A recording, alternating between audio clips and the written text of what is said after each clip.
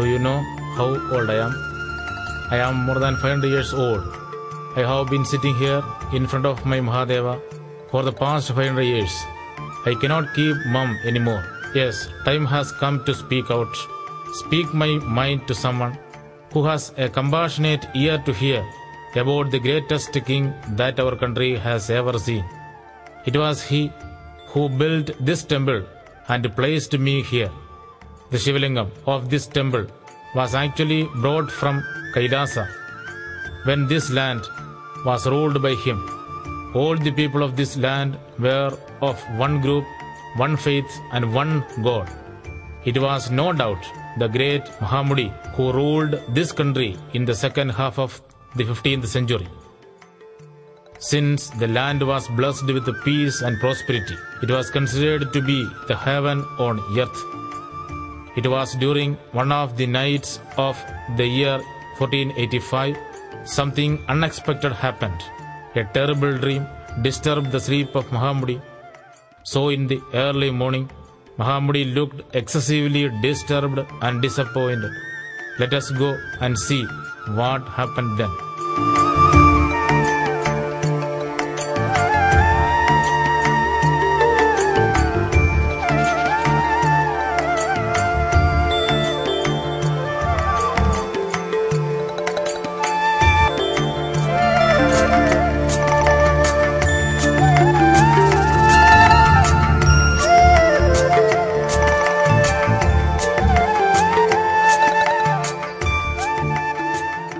My Lord, you have spent more time in prayer than usual. Moreover, your eyes and face echo that your mind is excessively troubled with some painful thoughts, even after the prayer. Will you please allow me to share, if your majesty think that there is no any harm to reveal them to me? Yes, my better half, you are right.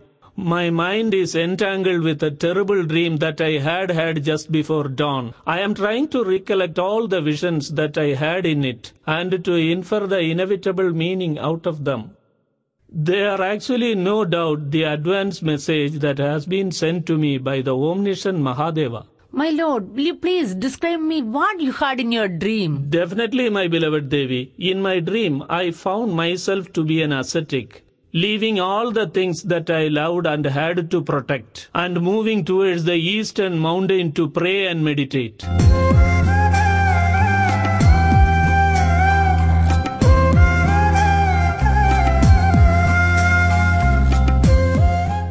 After reaching the top of the mountain, I turned and looked about. Then I was thunderstruck to see huge walls, barricades and fences everywhere that trapped my innocent people. My children, who were unaware of inferiority and superiority complex, were helplessly segregated. They began to curse each other and quarrel with one another.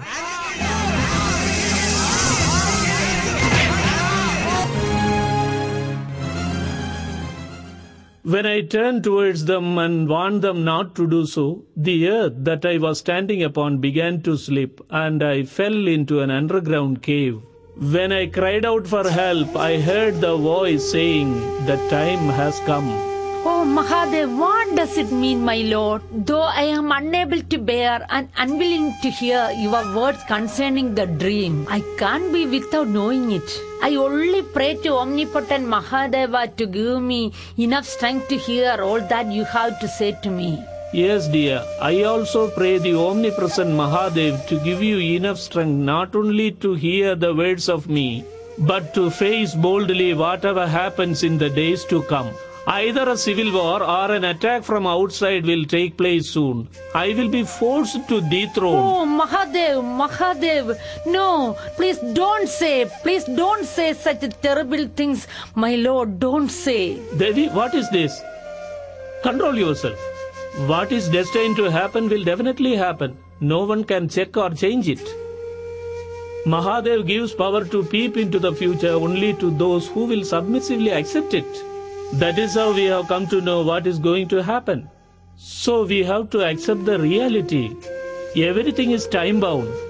Don't you know time and tide will wait for none? Yes, my lord. I know time and tide will wait for none. But I am a woman. I am a wife. And I am a mother. And at the same time, you are the queen of this Malanadu.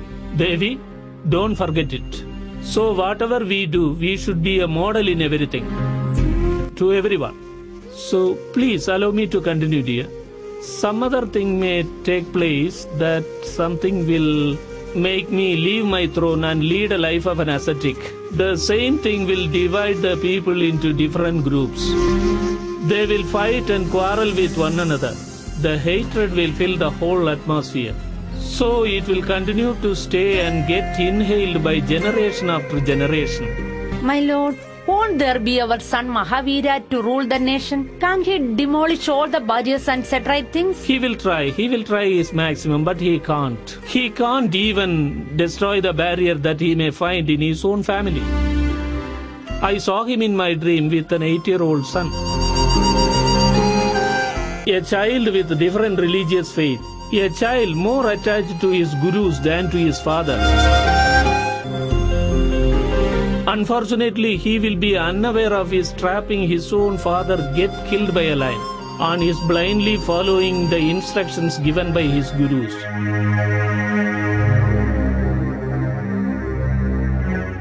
Oh, Mahadeva, what sin have I committed to hear such things? That too from your majesty, my lord.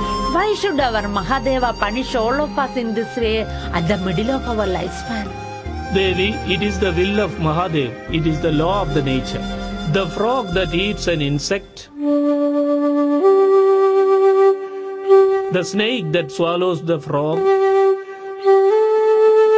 the mongoose that kills the snake, the man that kills and eats the mongoose. They are all created and appointed to do their duties. So no curse will come to them on doing this. Everything in this world should get transformed to another at the course of time. In the same way, every belief, even if they are on God, should have a change at the course of time. People will appear from nowhere. Incidents will occur unexpectedly to cause the change. So time has come to thrust a change on our beliefs. So, my beloved Devi, don't give up your mind. Let's go to the temple of Mahadev and pray. Come on, let's move. My lord, I can't believe this. Will his own son be a cause for the death of our Mahavira? That is what I have guessed out of the dream. Our Mahavira will have to marry a girl with other religious faith. She and her son will live with our son worshipping their God. Our son will continuously go with our beliefs. Time will make our son disliked by them for his continuously abusing their God. So I guess our son will treacherously be killed when he smashes a cage of a lion unknowingly on the demand of his own son.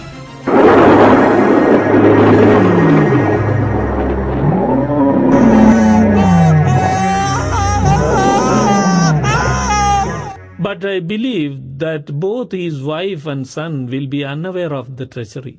Why? Why, my lord, such things in our life? If we come to this world, we should die one day. So death is not a thing to get cursed. It is actually a chariot that takes us to the divine abode of our Mahadeva. I have told you everything with the hope that you have the tolerance to face the hard realities of life. Don't you have that, Devi? Yes, my lord. Now I have understood. I will tolerate everything as you have said, my lord. Then let's go to the temple of Mahadev and pray. Come on, Devi. A few months later, one day Mahamudi was talking to this military general Kannappan. Let us go and see what is going on.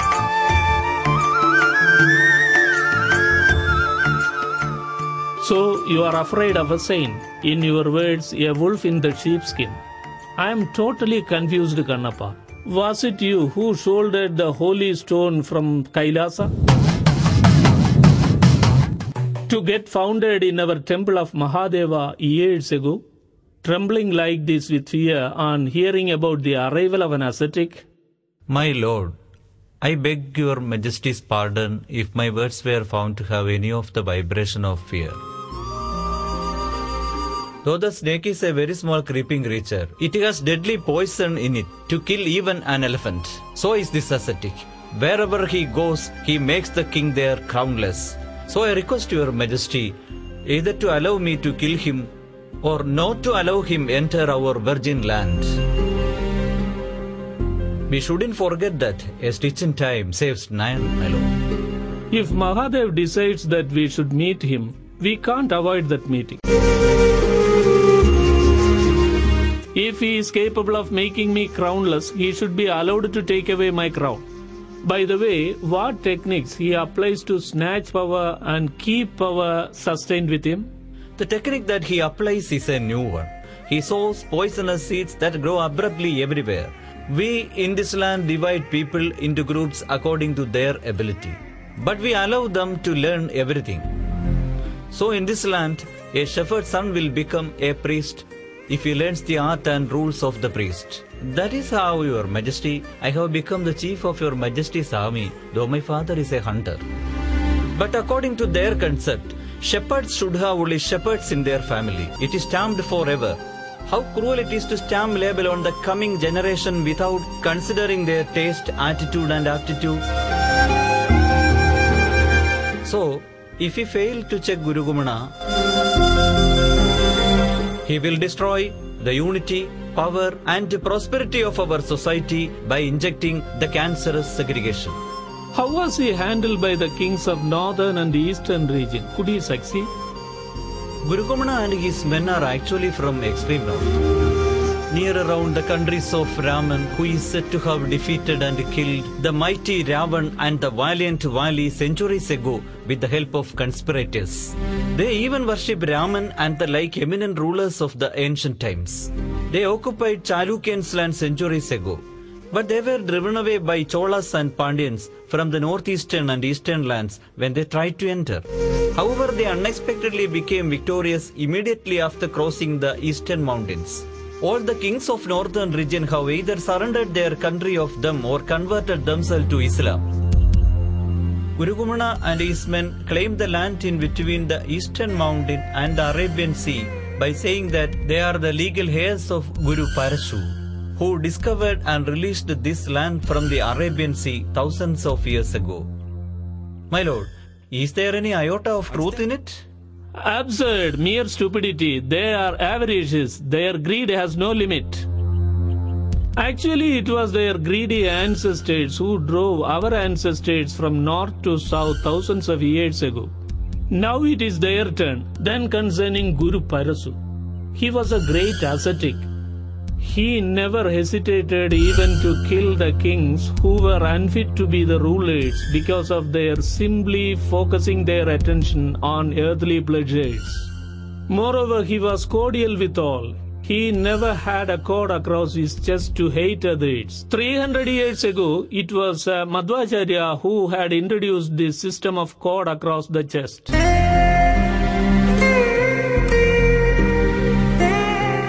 He used this cord as a token to serve God. Doubtless, he might not have thought that some of his business-minded disciples would use the cord to ill-treat and exploit the innocent people, and also to get the favorable correction even in the holy scriptures. All we have to do here is bemoaning our bitter fate. We have no other way except